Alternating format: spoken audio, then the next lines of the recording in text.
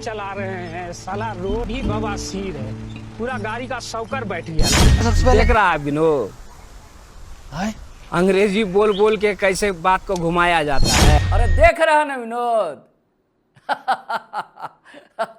तो साथियों सलाम, नमस्ते, सत श्री अकाल और जय भीम, जोहार। साथियों शुरुआती क्लिप्स देखी आपने, हमारी बात भी सुनी आपने, आप लगभग तो समझ ही चुके हैं। आज आपको मिलवाते बंदराकस से। बंदराकस वही पंचायत सीरीज वाले बंदराकस, वही बंदराकस जिन्होंने पंचायत सचिव, जिन्होंने मुखिया, जिन्होंने प्रधान को पानी पिला दिया था। ऐसा फनकार जिसकी कला के दीवाने हर गली कूचे में, सड़कों में मिल जाते हैं, उन्हें से आज बतियाया जाएगा दोस्तों, और बातचीत सुनवाई जाएगी। कैसे उन्हें फिल्म मिली, कैसे सीरियल मिला और कैसे पंचायत सीरीज चौथे पायदान तक पहुंच गया। अब बातचीत में कोई इक्की दुग्गी आदमी नहीं कर रहा है दोस्तों, बातचीत भी एक बड़ा फनकार कर रहा है। रांची का रहने वाला नौजवान, पेशे से इंजीनियर, लेकिन फनकारी का जादू ऐसा चला कि अब तक 70 सीरियलों में बिखेर चुका है उसे। उनका नाम है अमरनाथ कुमार। अमरनाथ कुमार ही बातचीत करेंगे बंदराकस यानी कि दुर्गेश भाई से। एक उर्दू का शेर है साथियों, जहां बड़े बड़े फनकार घबराते हैं मुंबई जाने से, सांसें उनकी अटक जाया करती हैं, लेकिन अगर हिम्मत हो, हौसला हो, तो कहते हैं ना कि दशरथ मांझी ने भी पहाड़ से रास्ता निकाल लिया था। और यही कहानी दोस्तों शीरी फरियाद की थी, और यही कहानी उस लड़की की थी जो दोनों पैर से मजबूर थी, लेकिन एवरेस्ट पर विजय पताका फहरा दिया। जब एक शायर कहता है, रास्ता सोचते रहने से किधर बनता है, रास्ता सोचते रहने से किधर बनता है, सर में सौदा हो तो दीवार में दर बनता है। जी साथियों, तो यही कहानी है दुर्गेश भाई की, और यही कहानी है अमरनाथ भाई की। लेकिन अमरनाथ भाई कौन है, कोई बताना जरूरी है। रांची के रहने वाले हैं, इंजीनियरिंग की पढ़ाई की थी, और किस किस सीरियल में काम किया बताता हूं आपको। सलाम इंडिया, पारो एक नई सुबह, दिव्य शक्ति, कुंडली भाग, परिणति और कुमकुम भाग जैसे 70 से अधिक टीवी धारावाहिकों में अभिनय कर चुके हैं। लोहरदगा, लव स्ट्रीट और एक कोरी प्रेम कथा जैसे हिंदी फीचर फिल्में और हॉट स्टार की वेब सीरीज है जुनून में भी अपना जादू एक्टिंग का दिखाया है। इसी 13 अगस्त को नेटफ्लिक्स पर उनकी वेब सीरीज रिलीज होने जा रही है, सारे जहां से अच्छा। जरूर देखिएगा साथी। अब चलिए बंदराकस से बातचीत सुनिए मार्फत अमरनाथ कुमार। नमस्कार, मैं हूं अमरनाथ कुमार। स्वागत करता हूं अपने पॉडकास्ट में फिर एक बार। गेस्ट के तौर पर दुर्गेश कुमार हैं हमारे साथ इस बार। स्वागत है सर। नमस्कार। कैसा लग रहा है सर पंचायत सीजन 4 की सफलता के बाद? बहुत अच्छा लग रहा है। पंचायत एक ऐसी वेब सीरीज है जिसकी चर्चा आज हर कोई कर रहा है। आपने जब इस सीरीज में काम करना शुरू किया था तो आपको लगा था कि ये कल्ट वेब सीरीज बन जाएगी? कल्ट बोलना बहुत बड़ी बात हो जाएगी। ये एक अच्छी वेब सीरीज है जो लोग देखना पसंद कर रहे हैं, और वो भी चौथे सीजन तक। और मैं संयोग की बात बताऊं कि मैंने फर्स्ट सीजन में एक दिन का रोल किया था। क्या मैंने देखा था वो? 2 बच्चे हैं मीठी खीर, उससे ज़्यादा बावसी। तो वो नवनीत रांगा कास्टिंग बे में असिस्टेंट थे, उन्होंने मुझे ऑडिशन के लिए बुलाया था। मैंने फर्स्ट सीजन के फोटोग्राफर का ऑडिशन दिया था, जो कि नहीं मिला मुझे मिला भूषण शर्मा, एक दिन का कैरेक्टर। और जादुई बात तब हुई जब सेकंड सीजन में वो 20 दिन का कैरेक्टर हो गया। सर पंचायत के साथ एक कमाल की बात ये हुई जो मैंने नोटिस किया कि जनरली जब लोगों को किसी फिल्म या वेब सीरीज का स्पॉइलर मिल जाता है तो लोग सोचते हैं यार ये तो पहले से पता चल गया, लेकिन पंचायत जब आई अगले दिन स्पॉइलर आ गए थे क्योंकि वायरल हो रहे थे आपके डांस। जी जी। तो उसके बावजूद लोगों ने देखा, लोगों की क्यूरियोसिटी बनी रही कि कैसे जीतेंगे, क्या होगा। तो इस तरीके का जो प्यार है वो पंचायत के साथ ही हो सकता है। और जिस तरीके से सभी कलाकारों ने काम किया है, राइटर्स ने जितनी बेहतर तरीके से स्क्रीन प्ले लिखी, जैसा डायरेक्शन था, निश्चित रूप से एक अद्भुत वेब सीरीज बनी है। मैं ये जानना चाहता हूँ कि पंचायत में आपका फेवरेट कैरेक्टर कौन सा था?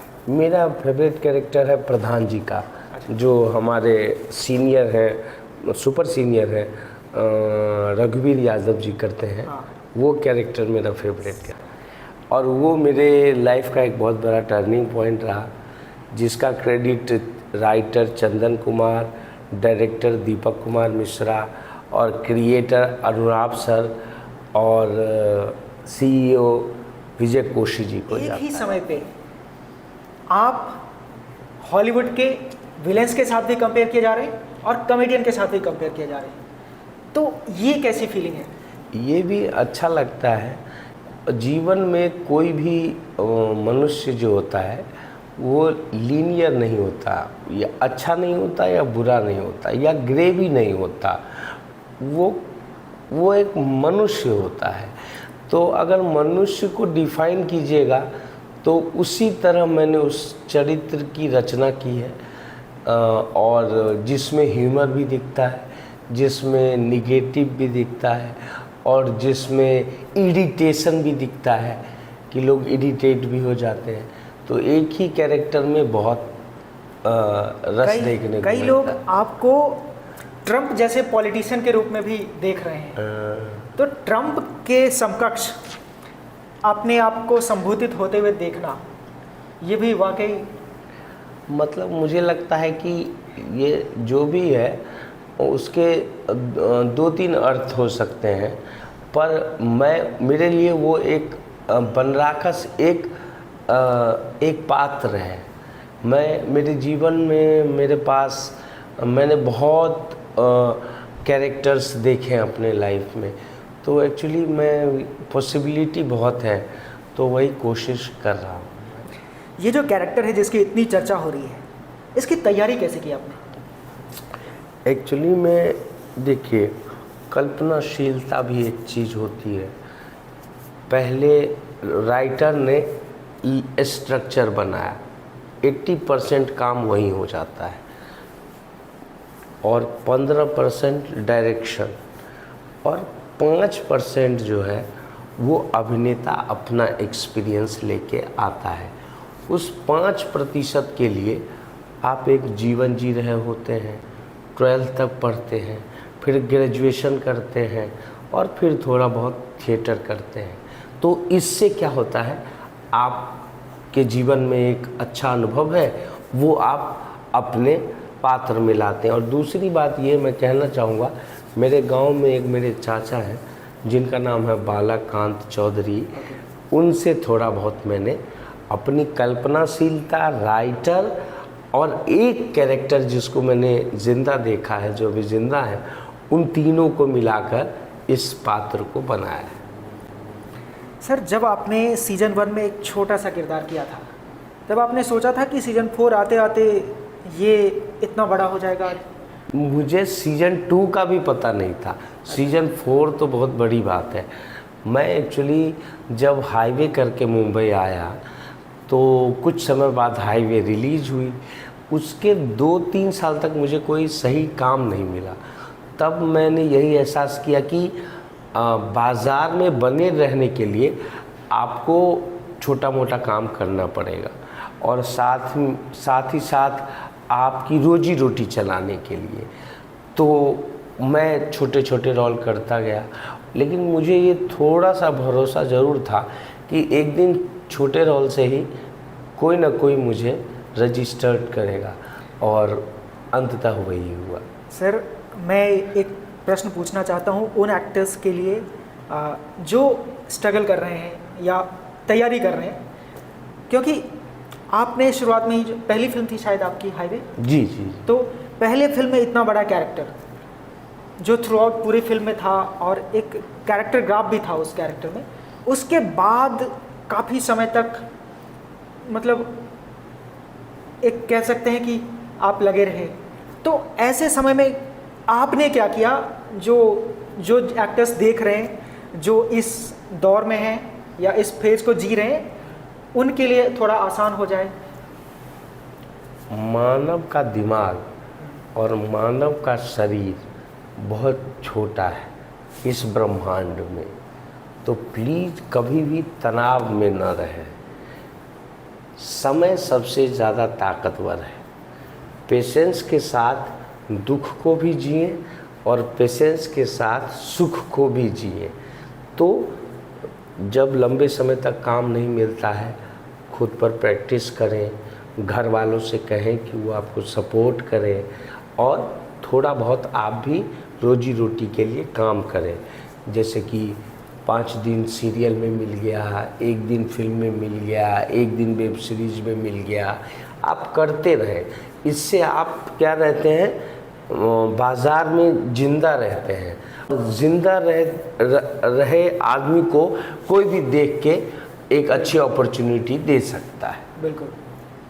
तो किस तरीके से आप मेहनत, मतलब तैयारी जो है अभिनेता की, और मैंने ये सुना है कि आप टीचिंग पे बहुत फोकस करते हैं। आप जब भी खाली समय होता है आप वर्कशॉप्स लेते हैं, और कई तो फ्री के वर्कशॉप्स होते हैं जो नए एक्टर्स के लिए आप देते हैं। तो ये मोटिवेशन कहाँ से मिलता है कि आप फ्री में वर्कशॉप्स दें यहाँ मुंबई जैसे शहर में? मेरे को ये लगता है कि कॉमन सेंस लोगों में डेवलप हो जाए कि एक आर्टिस्ट बनना अलग चीज़ है और मुंबई फिल्म इंडस्ट्री में काम करना अलग चीज़ है। मुंबई फिल्म इंडस्ट्री में अगर मैं थोड़ा बहुत काम कर रहा हूँ, इसका कोई मतलब नहीं है कि मैं कितना अच्छा आर्टिस्ट हूँ या कितना बुरा आर्टिस्ट हूँ। आप एक अच्छे आर्टिस्ट हो सकते हैं, लेकिन अगर आपको मुंबई इंडस्ट्री में काम न मिले तो क्या होगा। तो ये सोच के रखें। तो मेरा ये है कहना, देखिए आपका सवाल भूल गया, क्या था सवाल? हाँ, मैं क्योंकि आप टीचिंग पे, मतलब हाँ, मुंबई जैसे टीचिंग शहर में, जी जी फ्री में वर्कशॉप फ्री में इसलिए देता हूँ कि लोग अवेयर हो इस एक्टिंग आर्ट को लेकर, टू मुंबई में काम कैसे पाया जाए इसको लेकर। ओके। आप जब तक लुक वाइज फिट नहीं होंगे, आप जब तक एक पहले तो इम्प्रेशन तो पड़ता है कि देखने में कैसा लग रहा है, तो वो अनुरूप काम मिलेगा, फिर आप सरवाइव कर पाइएगा। तो टीचिंग में मैं यही कहना चाहूँगा कि इसलिए कि लोगों में कॉमन सेंस डेवलप हो। It's a very tough job कि आप मुंबई इंडस्ट्री में काम कर लें। It's a very tough job. तो वही अवेयरनेस के लिए मैं करता रहता हूँ। तो आपका रूटीन क्या रहता है आप तैयारी के दौरान? वर्तमान समय में मेरा कोई रूटीन नहीं है।